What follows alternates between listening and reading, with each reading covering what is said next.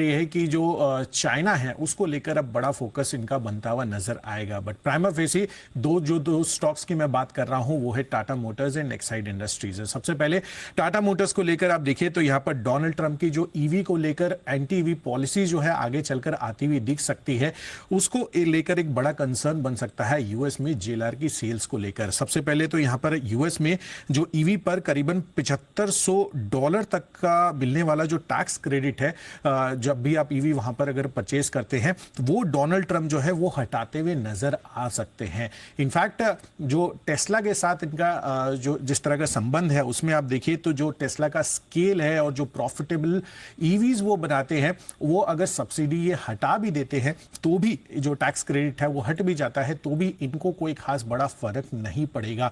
और America first की तो हमेशा से डोनाल्ड ट्रंप जो है वो बात करते हुए नजर आते हैं।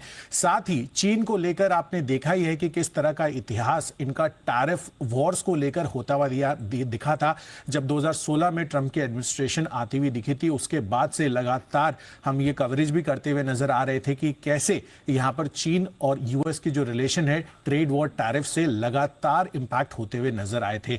तो जाहिर सी बात है कि वहां पर चीन की तरफ से जो चीनी ईवी बैटरीज है उस पर भी बड़ा इंपैक्ट होता हुआ नजर आएगा। इनफैक्ट ग्लोबली अगर आप इकोसिस्टम देखेंगे तो जो फॉसिल फ्यूल्स की तरफ ज्यादा फोकस हमेशा से डोनाल्ड ट्रंप का रहा है और जो इंसेंटिव्स पहले ईवीज के लिए मिलते थे वो हो सकता है कि आगे चलकर डिसकंटिन्यू अगर होते हैं तो लिथियम सेल के प्राइसेस पर भी आपको गिरावट आती हुई दिख सकती है। इससे एक्साइड इंडस्ट्रीज के लिए पर्टिकुलरली जिस तरह का रनअप इस काउंटर ने दिखाया था, आगे चलकर जो बड़े एक्सपेंशन प्लान्स इनके होने वाले थे लिथियम आयन सेल्स मैन्युफैक्चरिंग को लेकर, उस पर एक बड़ा क्वेश्चन मार्क भी बनता हुआ नजर आ सकता है। रीजन बीइंग ग्लोबली अगर ईवी अडॉप्शन स्लो होता है तो इस पर क्लियर कट इंपैक्ट आ सकता है। टाटा मोटर्स को लेकर आप देखिए तो यहां पर कुछ आंकड़े मैंने जुटाए हैं जिसमें अगर आप कुल होलसेल बिक्री देखेंगे Q2 में जो हुई है, नॉर्थ अमेरिका का 28.9% हिस्सा यहां पर ये कंट्रीब्यूट करते हुए दिखे हैं नॉर्थ अमेरिका से।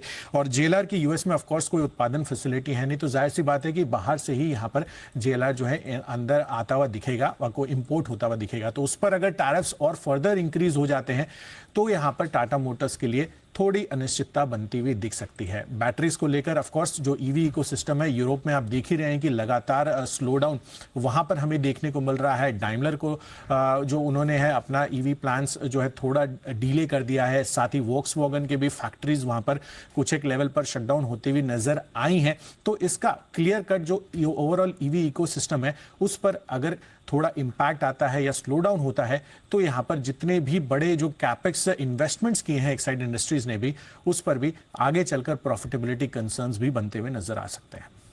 ओके, तो ये है आपके लिए टाटा मोटर्स के लिए थोड़ी सी खराब खबर, जो ट्रंप सरकार के आने के बाद टैरिफ लगने का पूरा खतरा इलेक्ट्रिक व्हीकल्स पर। ये आप ये कह रहे हैं कि टैरिफ सिर्फ ऐसा नहीं कि चीन की कंपनियों पर लगेगा, केवल चीन की कंपनियों में भी और ग्लोबली भी अगर जो बना रहे हैं, क्योंकि ईवीज पर टाटा मोटर्स हमेशा से ही उन्होंने बड़ा कैपेक्स किया है, आगे चलकर उनका भी फोकस हमेशा से यही रहा है। और अगर यूएस की तरफ से थोड़ा एंटी ईवी मूवमेंट होता है तो और टेस्ला पर ज्यादा फोकस इनका रहता है तो बाकी जितनी कंपनियां हैं उन पर तो थोड़ा इंपैक्ट आ सकता है। ऐसा तो मित्र है, मित्र पूरे मित्र है। मित्र कहना तो गलत होगा, एक जिस्म दो जान। अच्छा नहीं